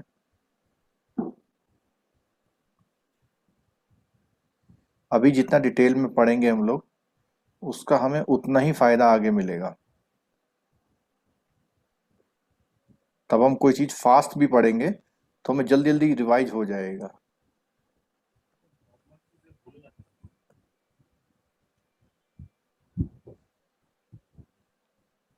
ये जो लोग पिछले बार एग्जाम दिए थे, अगर उसमें से कोई भी क्वेश्चन उनको लगता है कि ये पूछा गया तो जरूर डिस्कस की जाए,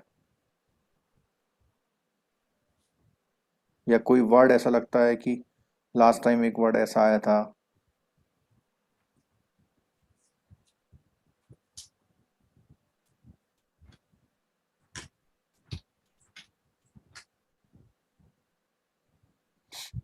वो एनपीए वाला मैं पॉइंट यहाँ कवर कर रहा हूँ कि अगर आपके लोन एनपीए होते हैं उस कंडीशन में जो आपका प्रोविजन होता है वो किस तरह से काम करता है।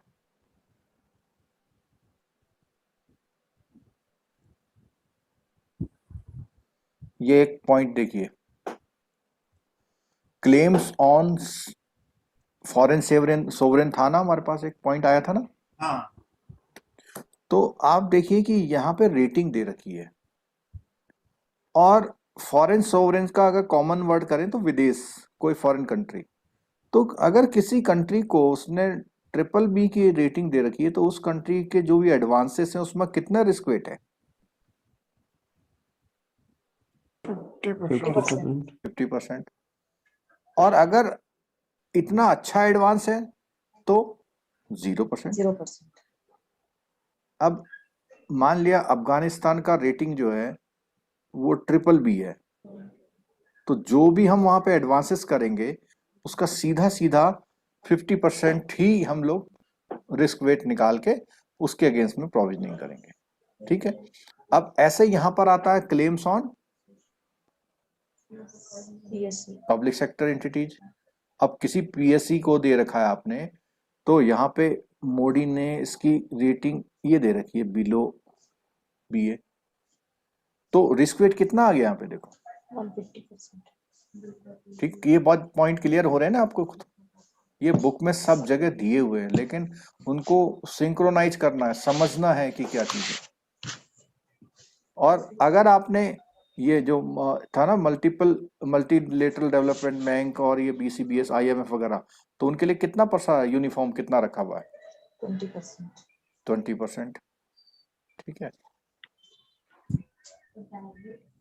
कैपिटल इंस्ट्रूमेंट पे अगर आपने, कैपिटल इंस्ट्रूमेंट समझते हैं, आपने कहीं शेयर मार्केट में पैसा लगा रखा है, ठीक है, तो उसमें बोलता है, एक तो पहले लिमिट बोला उसने कि 10% से ज्यादा इन्वेस्टमेंट नहीं करना है, बोला उसने, ठीक है। और इन्वेस्टमेंट के हिसाब से उसने अपना पॉइंट बताया कि कैसे कैसे कितना एक्सपोजर हम लोग कर सकते हैं। फिर यहाँ पर ये किसकी क्लेम ऑन बैंक्स, यानी जो बैंकों में आपने इन्वेस्टमेंट करा हुआ है, तो शेड्यूल्ड कॉमर्शियल बैंक के लिए जो इन्वेस्टमेंट का क्राइटेरिया है वो नीचे दिया हुआ है इधर, ये, ठीक है।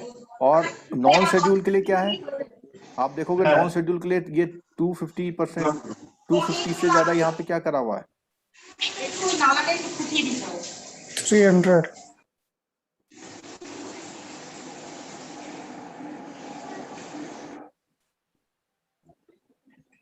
और यहाँ पर 20 की जगह कितना किया हुआ है, 100। तो ऐसे करके ये जो टेबल है आपका, वो टेबल के अकॉर्डिंग आपको वो करना है। अब एक क्वेश्चन आता है, क्या ये टेबल वहां प्रोवाइड होगी? आता है क्वेश्चन? सर हाँ, सर लास्ट टाइम तो रिस्क वेट पूछा गया था, उसमें एक भी नहीं दिया था, सब टेबल नहीं दिया था। 5 मार्क्स का पूछा था सर उसका। क्या पूछा था? 5 मार्क्स का रिस्क वेटेज का क्वेश्चन आया था लास्ट टाइम CIB में। अच्छा, और उसमें किसी का दिया नहीं रिस्क था कुछ वेट भी? दिया नहीं था, किसी का नहीं दिया था सर। तो आप समझ लो कि वो कैसे करोगे आप, सर ठीक है। स्टैंडर्डाइज्ड अप्रोच में आप जो कराए थे ना, जो हाँ, एक्सपोजर का रेटिंग हुआ करता था, और जो सिक्योरिटी था उसका भी रेटिंग हुआ करता था, A+, B+, जो एनेक्सचर से उठाना पड़ता था, तो जो प्रॉब्लम सॉल्व हम करते थे वो। तो थोड़ा आवाज कम आ रहा, लेकिन मेरे को समझ में आया, ऐसा कुछ कह रहे हैं कि जो भी क्वेश्चन आएगा, अगर वो सीधा सीधा ऐसा क्वेश्चन आता है कि क्लेम ऑन फॉरेन बैंक जो है 600 करोड़ है, और 600 करोड़ में है BB रेटिंग है, तो सीधे आपको ये कितना परसेंट रिस्क वेट करना पड़ेगा? 100%। 100%। तो अब या तो इसको कहीं समराइज कर लीजिए आप लोग, कहीं एक जगह ना, कहीं एक जगह समराइज कर लीजिए, उसके अकॉर्डिंग फिर ये वो होगा। अब जैसे इसमें दिया हुआ देखो, कॉर्पोरेट पे क्लेम्स हैं। अब ये कॉर्पोरेट पे क्लेम्स का मतलब क्या हुआ, जो आप कॉर्पोरेट फाइनेंसिंग करते हो। अब कॉर्पोरेट क्लेम आते ही देखो ये कौन सी एजेंसीज आ गई है, जो किसी भी फर्म या कंपनी को एजेंसी रेटिंग करती है। तो अगर किसी आपने केयर 81 A2 वाले को दिया है, तो उसमें रिस्क वेट कितना है? 50। और अगर आपने केयर A1 वाले को दिया है, तो रिस्क वेट कितना है? 20। और अगर आपने अनरेटेड किसी को CC लिमिट दे रखी है, तो कितना है? 100%। 100%। तो देखो कितना फर्क पड़ जा रहा। अगर उसका रेटिंग बहुत अच्छा है, तो आपका ये जो 100% की जगह कितना आ जा रहा? तो हमारे मोस्टली लोन कौन से कैटेगरी में आते हैं? अनरेटेड। जितने भी डोमेस्टिक रिटेल लोन है, कौन सी कैटेगरी में आते हैं? सारे अनरेटेड में आते हैं।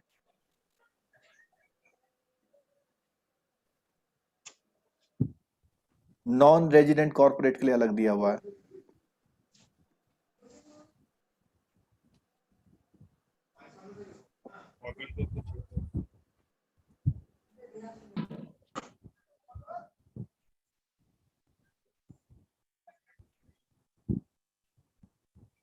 ये जो हाउसिंग लोन का दिख रहा है पुराना है, ठीक है, रेजिडेंशियल प्रॉपर्टी वाला ना, ये 1-2 बार और डिस्कस होगा, परेशान नहीं होइए बिल्कुल भी।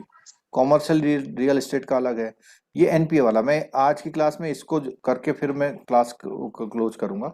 क्या बोलता है देखो यहाँ पे, एनपीए अगर होगा तो एनपीए में जो भी प्रोविजन करेंगे उसके हिसाब से रिस्क वेट निकलेगा।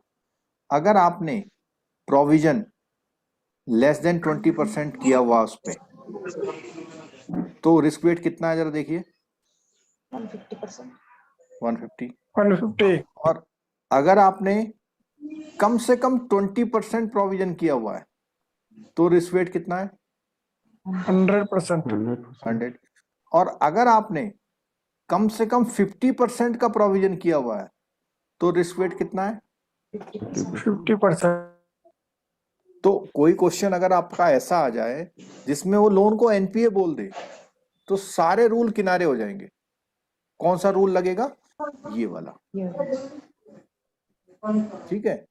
और लॉजिकली बात समझ में आ रही है आपको कि जिसके अगेंस्ट में आपने प्रोविजन रख लिया, और प्रोविजन एक तरह से किसका पार्ट है, कैपिटल का। कैपिटल का, यानी आपने ऑलरेडी कैपिटल रख ली उसके लिए, तो ठीक है। तो ऐसे लोन्स के लिए जिसमें आधा कैपिटल पहले ही रिजर्व कर लिया आपने, तो उसमें रिस्क वेट कितना माना जाएगा, सिर्फ 50%। और जिसमें 20 से कम प्रोविजन है तो उसमें रिस्क वेट कितना माना जाएगा, 150%। आप ऐसा भी कह सकते हैं कि जितने आपके सब स्टैंडर्ड अकाउंट है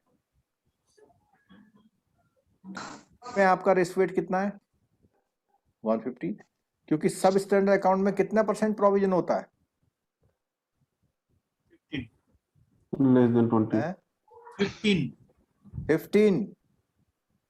और जैसे ही आपका अकाउंट डाउटफुल में आया 25। तो आपका प्रोविजन कितना हो जाएगा, अनसिक्योर्ड 100% हो जाएगा और सिक्योर्ड भी 100% हो जाएगा, दोनों नहीं, 25, 40, 100।